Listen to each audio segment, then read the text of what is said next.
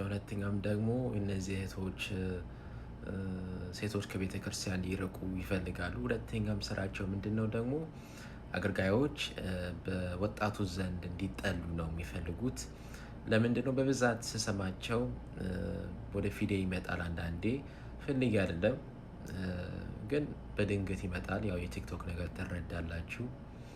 እና ምንድነው ያለችው አንድ እህት ገብታ ስለ ችግሯ ስለ ህይወቷ ታወራለች፣ ስላላት ብሶት ታወራለች። እና እንደው ሴቶች ከቤተ ክርስቲያን ከሃይማኖት እንዲወጡ ተግታ ከምትሰራ አንዷ ናት። እና ምንድነው ያለችው እንደው ያንቺማ ምንም አይደለም እንዴ ኃጢአት አያስብልም በፍጹም። ለምን አገልጋዮች እኮ አሉ በቤተ ክርስቲያን ውስጥ ከአንቺ የባሱ ዝሙት የሚሰሩ ያለች።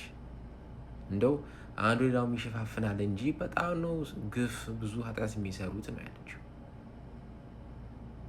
በጣም ነው የሚያሳዝነው። እንግዲህ ሰይጣን እንግዲህ እነዚህ እህቶች ውስጥ አድሮ ስራው እየሰራ ነው። ምንድነው የሚፈልገው ሰይጣን?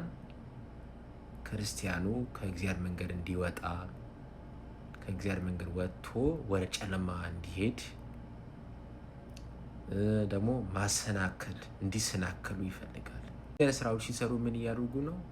ሰዎች ካህናት፣ አገልጋዮች እንዳያምኑ፣ ካህናት ደግሞ ወጣቱ ካህናቱ ካላመኑ ምን ይሆናል? ንስሐ መግባት የለም፣ መናዘዝ የለም፣ ስጋና ደሙን መቀበል የለም።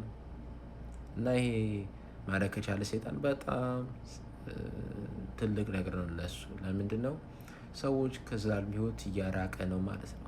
ብዙ እህቶች ንስሐ እንዳይገቡ እያሰናከሉ ነው።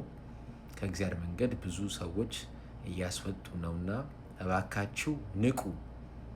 ዲያቆናት፣ አባቶቼ ካህናት እባካችሁ አብረን እንስራ። በዚህ ላይ የኛ እህቶች ከነዚህ አይነት እርኩስ መንገድ መጠበቅ አለብን ብዬ ነው የማምነው።